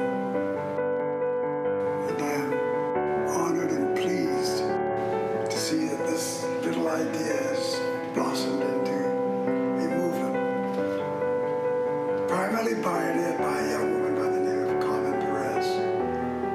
She's a remarkable young woman, and she has led this organization with great dexterity and with confidence. I would like to ask you, in the name of those 14 years, to make a donation to the gathering for it to continue to do its work. $14, a dollar for every year we've been together, is a way in which we're able to continue to support the programs we're creating around the country. If you're so inclined, and I hope you are, I'd ask you to donate $14 to the gatheringforjustice.org. Thank you for listening, and thank you for contributing. Folks, that was 6 years ago. That, of course, was Harry Belafonte for the 14th anniversary of the Gathering for Justice. And October 13th, they're going to be in New York City celebrating their 20th anniversary. A number of people will be gathering there to talk about the work that they've done, the efforts they have been involved in, and how far they've come in these 20 years. One of the folks who's been there from the beginning is my next guest. She, of course, met Harry Belafonte, an opportunity to work with him. Carmen Perez Jordan, she's the president and CEO of the Gathering for Justice. Carmen, glad to have you here. This was, the thing that a lot of people don't realize, just the number of entities, whether we're talking about the Gathering for Justice, whether we're talking about Sankofa, up until his final breath, Mr. B was forever engaged in social justice, and he understood the need for, frankly, the next generation to be tapped, as opposed to the elders or the old heads continuing to lead efforts. Absolutely. Well, thank you so much, Roland, for always giving us a platform at the Gathering for Justice and Justice League NYC. You're absolutely right. The gathering began as Mr. B's call to conscience. And for 2 decades, we've answered that call, organizing across race, generations, and geography to end child incarceration, state-sanctioned violence, and gender justice. This milestone for us is really a reflection on what justice looks like in America today and how we continue to build the world that our children deserve. And so 20 years, I can't believe it. Definitely a milestone, but there's so much work to do still. And so I hope that folks are able to join us. We've trained thousands of young people in Kingian nonviolence and organizing, really continuing not just the legacy of Harry Belafonte, but also Dr. Martin Luther King Jr. We've built movements like the Women's March, Free Meek Mill, Moms for Melissa, I Am Meg, and changed laws and created spaces for healing as well as transformation. As you know, we founded Justice League NYC, and we became the engine for criminal justice reform, from closing Rikers to raising the age of criminal responsibility. So there's a lot to celebrate. There's also, I think, in these very dark times, a moment to come together and to also begin to think about what does a legacy look like continuing for the next 20 years. I'm going to go back to what he talked about, was that gathering in Atlanta. And while it was happening, it dawned on him that this is not the group. This is not the room that's going to fix the problem. In his documentary, he talked about that. It dawned on him that, frankly, it was too many older folks who were talking about what needed to happen, and he said, no, I need to be connecting with the younger generation. Absolutely. I think one of the beautiful things about Mr. B is that he was able to bring elders uh, together with young people to harness the energy of the young people. But we are still an intergenerational organization. I think about everyone who has been able to share their wisdom with so many of us. As you saw in the clips, Cornell West has come to talk to us. Mr. B spent hours and hours and hours with leaders from Ferguson, BLM, Justice League NYC, the Women's March. He really lent his time to many of us, the Dream Defenders. And so I think Mr. B had a very different vision for the world where he was able to access the wisdom of the elders to harness the energy of the youth and really drive something forward. And you're right, that day he was like, look, all these folks have their own platforms, they're engaged in their own organizations. What does it look like to really bring the next generation? And I believe it was a October convening where I was brought by my mentor Nane Alejandres from Barrios Unidos, and ever since then I've been dedicated to this work and the Gathering for Justice. For folks who don't know, what exactly does the Gathering for Justice do? So we train young people in organizing, Kingian nonviolence. We have what's called the Youth Organizers United. We also build movements. We are kind of like a movement incubator. It's where, you know, young people, we have our rapid response, which is Justice League. Those who are feeling very disengaged, feeling disempowered, they're able to come and really, you know, be part of something larger than themselves, as well as we change policies. Right now we're working to close down Rikers. We have policies in New York that we're fighting, and NQA. There's so many things that we do, from policy to organizing to stopping police violence, to stopping child incarceration. We work on various issues, as well as we work on a gender lens. As many people know, the 2017 Women's March was brought into the Gathering for Justice, where we were able to really create entry points for women to get involved. And it was the largest single day protest in the history of the world. When you look at what's happening right now, obviously there's a lot of people who frankly are fearful of going to the streets. They're fearful of being attacked by Donald Trump and his federal thugs as well. So how do you see right now the movement? Is it some say stalled, others say no, it's actually more quiet behind the scenes? How would you assess what's happening? Because obviously we're not seeing the same massive turnout and things along those lines that we have seen over the last several years. Yeah, I think Mr. B taught us that movement work is about more than protest. It's about building the beloved community that his good friend and confidant, Dr. King, dreamt of, right? And so a lot of us are organizing underground. Not everything is for the gram, not everything is for social media. There's a lot of work that happened outside of social media that we were doing. We do healing justice work. So not only are we teaching people how to organize, create demands, or to learn how to do civil disobedience, we're also providing healing work for folks that are really feeling the weight of what's happening in this moment, or for many, many years. I think a lot of folks have gone underground. They're strategizing, they're connecting with one another, especially because right now organizations and activists are being targeted. And so there's an opportunity to really be in solidarity with one another, to continue the work. I know there's a lot of initiatives being launched. There's binational work happening. There's cross solidarity work happening. And again, a lot of folks, if you're not connected, there's opportunities to be connected. You could go to our website, you could follow us on social media, and you can learn more about the efforts and get involved in the work that's happening. But I will say, it's, you know, we've been criminalized for going out and protesting. And so people are protecting themselves. People are doing and utilizing other tactics and strategies to be part of this work. Absolutely. You know, this is called something different because 10 years ago it was called the Justice Ball. Yeah, and you were the host. Yes. This is 20 years of impact. We are wanting to celebrate the 20 years, and we know that there's still more work that needs to happen. Coming together on October 13, reclaiming Indigenous People Day in New York is really important for us. It's going to be a night of storytelling, music, and solidarity, and a reminder of the power of community and what's possible when we come together. We're going to be honoring some extraordinary leaders and allies who embody justice in action.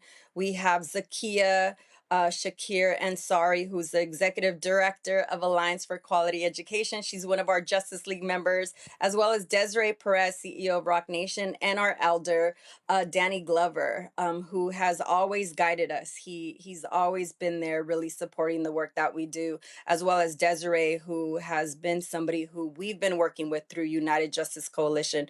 So it's going to have people who have used their voices and platforms empowered to advance equity and freedom, and we're really excited to come together to celebrate. Questions from our panel. Zabor, you first. Thank you so much for the work that you're doing. I'm a student. I'm in a PhD program at Howard, and I'm just curious, how do me, myself, get other students involved in the services and the things that you are doing and just get them more aware of what's going on? Absolutely. Well, we love students. We currently work in 5 high schools. We also engage a lot of the young people that we have worked with, like Bria Baker, came from Yale, and she was part of Justice League. And so they could plug in through our work by sending us a message. Our website is www.gatheringforjustice.org, or you could reach out to us on social media at Gather for Justice. We would love to talk to your young people. We would love to get them engaged in our work. Really, it's about this generation in this moment. One of our greatest asset is our human asset. Resources come and go, but it's really the people that drive the movement. And so please connect us to your young folks. They are the now generation. Yes, they're the future, but they're also the present, and they're really the greatest gift we have. And it is our responsibility as, people who've been in this work for a long time to continue to cultivate their leadership. It's what Mr. Belafonte taught us, and that's how we're going to make changes, by bringing everyone with us, especially our youth.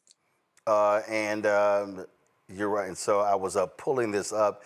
So I had to pull up my man Johnny Nunez's photos, but this was, of course, 10 years ago. I've got a few myself as well. So that's when it was Carmen Perez, not Carmen Perez Jordan.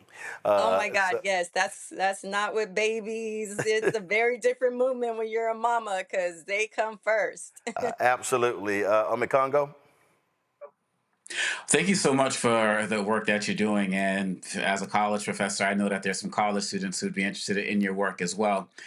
Given Mr. Belafonte's incredible legacy as an artist, what approaches does your organization take as it relates to embracing the arts as a tool for social change in this day and age?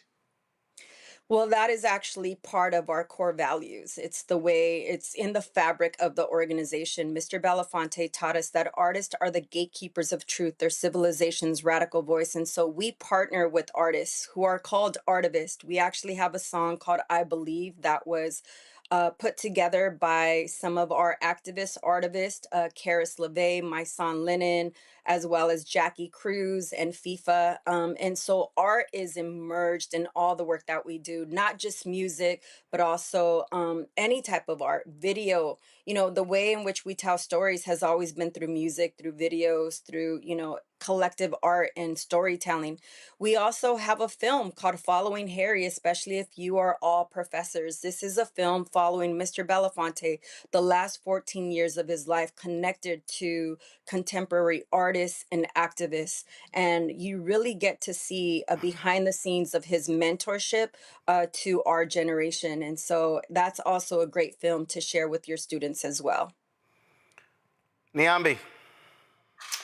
Congratulations. 20 years is huge. So I wanted to ask you, one, about how has your focus on youth incarceration not changed, but evolved, because now we have the incarceration of immigrant children and these separations. Like, how do you adapt to address that kind of need, which is a slightly different thing, a different kind of activism? Yeah, what we're learning from the young people that we serve.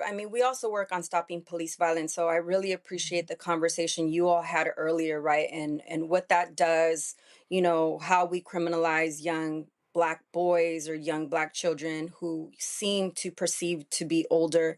But in regards to what we're seeing right now in our high schools, our young people are facing multi issues. So initially, we go in thinking that we're dealing with young people that are impacted by gangs or violence, incarceration, and drugs. But we're now having to pivot by offering Know Your Rights trainings, workshops for our young folks because they're also being impacted by immigration reform. Their parents are actually the ones that are getting picked up and being chased by ICE in the fields. It's something that we saw. One of the counties that we work in is Ventura County. It was raided a couple months ago. It was all over TV. And so our organizers that are on the ground tell us, we can't just focus on leadership development or job empowerment, organizing or Kenyan nonviolence. We also have to equip these young people with Know Your Rights. So we try to give them stipends so that they could participate in our programming. We also feed them, and then we try to make the sessions relevant to what they're facing. But there's also an intersection, right, that we're not really talking about is, especially when it comes to police violence, is that now we're also seeing state sanctioned violence when it comes to ICE raids and detention centers. So there's an opportunity to really build solidarity in this moment. And I know for the work that I've done with Mr. Belafonte, that was something that was very important to him. But certainly our work is pivoting. We have to respond to the moment. We just can't go as business as usual, and we have to make things that are relevant. Some of our programming is in Spanish. We do a Dr. Martin Luther King Solidarity Summit in Oxnard. Even though it's predominantly Latino, we really try to make sure that we're teaching the lessons of Dr. King and people to understand the rights in which they get to have privilege to actually benefiting from, and the teachings of Harry Belafonte. But we offer our programming in English and Spanish as well to make sure that the parents understand that there are resources for them.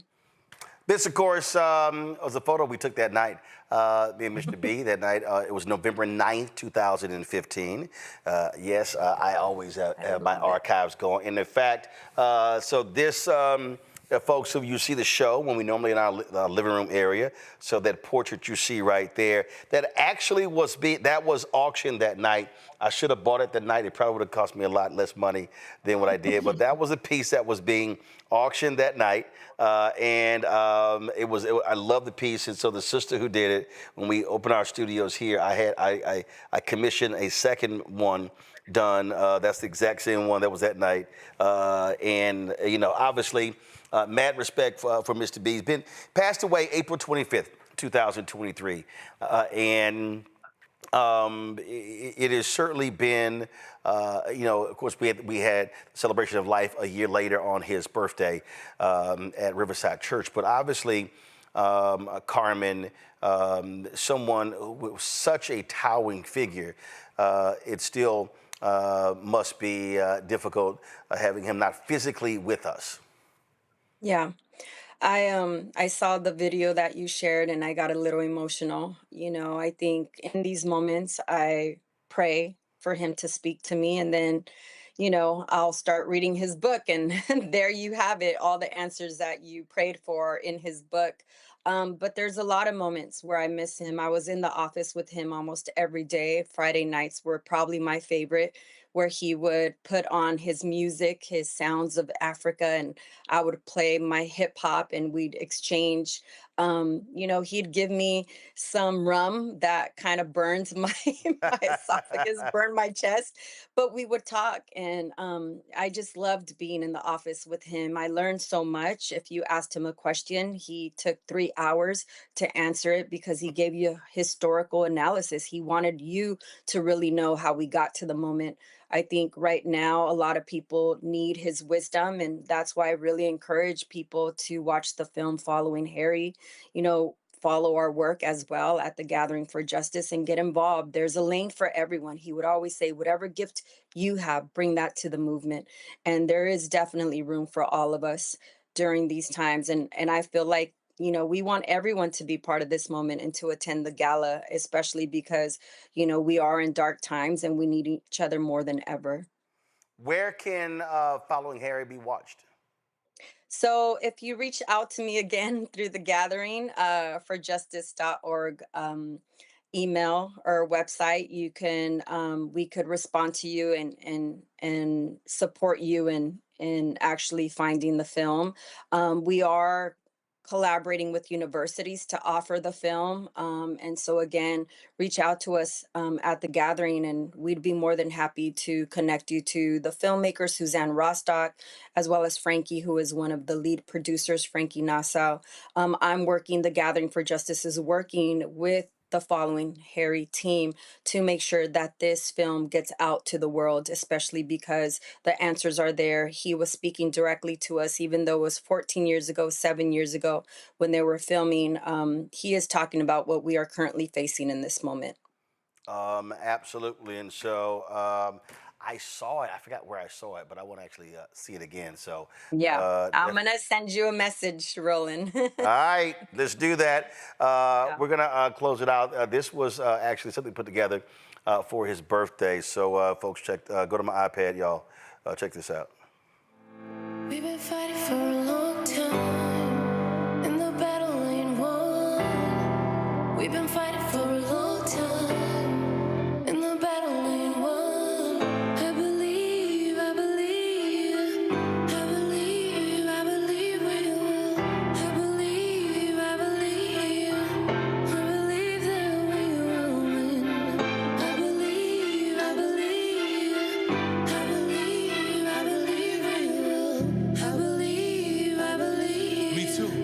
I believe that we It's my song. It started with a vision to keep the kids out of prison, so he convened the youth and then they begin on the mission to find the agenda and change the current conditions in the spirit of King. So we moving in that tradition. The movement is of conviction, righteousness and truth. We fighting for what's right to improve the life of the youth. Still the coppers a shoot unarmed men with their hands up. It's time for all the women and all the men to stand up for justice and become a part of the league. I know that we gon' win. I swear to God, I believe that we gon' be free. I wear my heart on my sleeve, and I'ma keep fighting with every breath that I breathe. I believe. I believe. I believe. I believe. I believe. I believe. Do you believe? I believe. I believe. Do you believe? I believe that we will win. I believe. Folks, the gala will be taking place October 13th. Pull it up. Show what the, y'all should have the, I thought I saw it earlier. Okay, all right.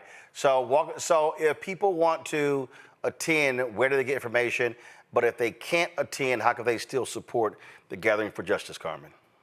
Absolutely. It's going to be on Monday, October 13. We're gathering in New York City at St. Paul and St. Andrew United Methodist Church on 86th Street. And if you want to get a ticket, it's going to be www.gatheringforjustice.org, or you could support us. You could sponsor somebody to attend on your behalf, or you could make a donation. I mean, at this moment, like I said, it's really going to take all of us.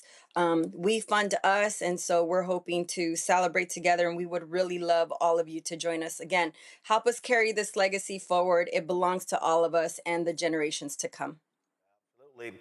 Carmen Perez Jordan, I appreciate it. Thank you so very much. Thank you so much for having me, and thank you to everyone who spoke today. Not a problem at all. All right, folks, that is it for us. Let me thank our panelists. We thank Zabora Niambi, Omi Congo. Thanks so very much for being with us. I certainly appreciate it. Thanks a bunch, y'all. It's always the thing that we're doing here is always about the work, is always about supporting efforts. A little bit earlier, I was, today, I was attending an event, Congressional Country Club, where the contractors for cancer, they were actually they're raising money for colorectal cancer.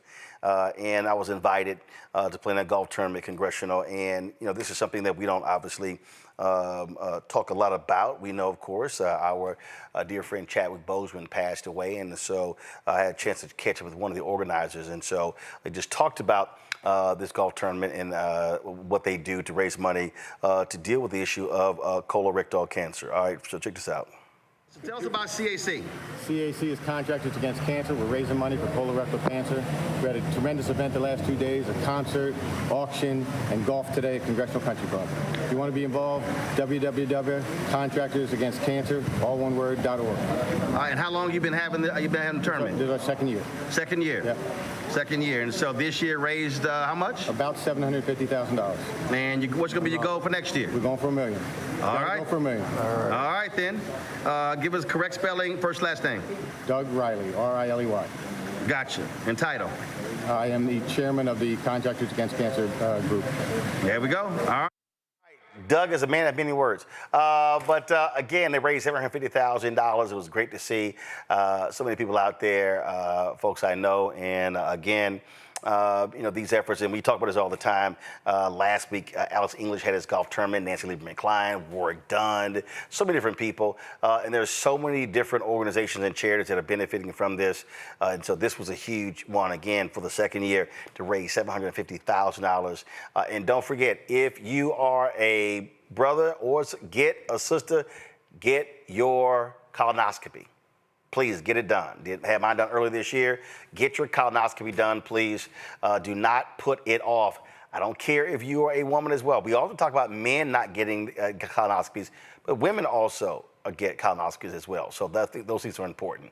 All right, y'all, that's it for us. Don't forget to support the work that we do. If you want to, our goal is raised $1 million by 20,000, and our goal, very simple, 20,000 folks contribute $50 each. Listen, we can do that, and the things that we're doing right now, y'all, it's amazing stuff. We've got a lot of things coming up over the next 3 weeks. We're going to be traveling around Virginia, getting ready for the elections in November. So we're going to be, I just locked it down. We're going to be at Virginia State next week. Next Thursday, October 16th. Then the following week, we're going to be in several different cities in Virginia. The end of the month, we're going to be in Houston at Afrotech, broadcasting live from there as well. And then November 3rd, the day before the election, we'll be also broadcasting on the road in Virginia. All that stuff is going on. We plan on heading back out to LA in November to shoot more Rolling with Roland episodes. All that's going on. We're launching the daily news show, another daily show. We're launching a weekly show. We're completely redeveloping BlackStarNetwork.com to be a news portal. So all those things are happening, but the reality is also it takes dollars. And so your support is critical. And so if you want to contribute to us, please do so. If you want to give via Cash App, use the Stripe QR code. You can also use this QR code for credit cards. So you see it right here, bottom left-hand corner. PayPal is R Martin Unfiltered. Venmo is RM Unfiltered. Zelle, Roland at RolandSMartin.com. Roland at RolandMartinUnfiltered.com. Check some money order. Make it payable to Roland Martin Unfiltered. P.O. Box 57196, Washington, D.C. 20037 7-0196. Of course, download the Black Star Network app. Apple phone, Android phone, Apple TV, Android TV, Roku, Amazon Fire TV, Xbox One, Samsung Smart TV. Be sure to get a copy of my book, White Fear, How the Browning of America is Making White Folks Lose Their Minds. Available at bookstores nationwide. If you want to get our Roland Martin Unfiltered swag, go to shopblackstarnetwork.com. Our new t-shirts, hoodies, wall art, mugs, all that good stuff. Go to shopblackstarnetwork.com. Also, if you want to support the black-owned businesses that we stand with, go to our marketplace at shopblackstarnetwork.com. Okay, here are the goods. This is the website. You see all the different goods on the website. Check it out right here. Get all these black-owned products. You see all the ones that are to my left on my news set right here. Y'all check it all out. Support these companies. And download download the Fanbase app. So get the app. Of course, got some great new features on there. And of course, if you want to invest, go to startengine.com/fanbase. And shout out to Southern University. I was in Baton Rouge over the weekend. Wasn't at Southern. I spoke to the 83rd Louisiana State Conference of the NAACP. Give a keynote speech there. It's available on our YouTube channel or our app as well. But again, I was there, and the brother approached me. He said, "Hey, well, how can we talk to you about giving the commencement speech at Southern University?" I was like, "Yo, shoot me an email. Would love to do it." I gave it at Grambling a few years ago and turned that joint out. So, would love to get the commencement at Southern. Y'all just let a brother know. And any of the universities out there, be sure to let me know as well. Oh, by the way, I saw Oakwood University got a new president, and I was going through my stuff, and I realized I don't have any Oakwood University swag. I spoke there a number of years ago, so y'all do me a favor, Oakwood.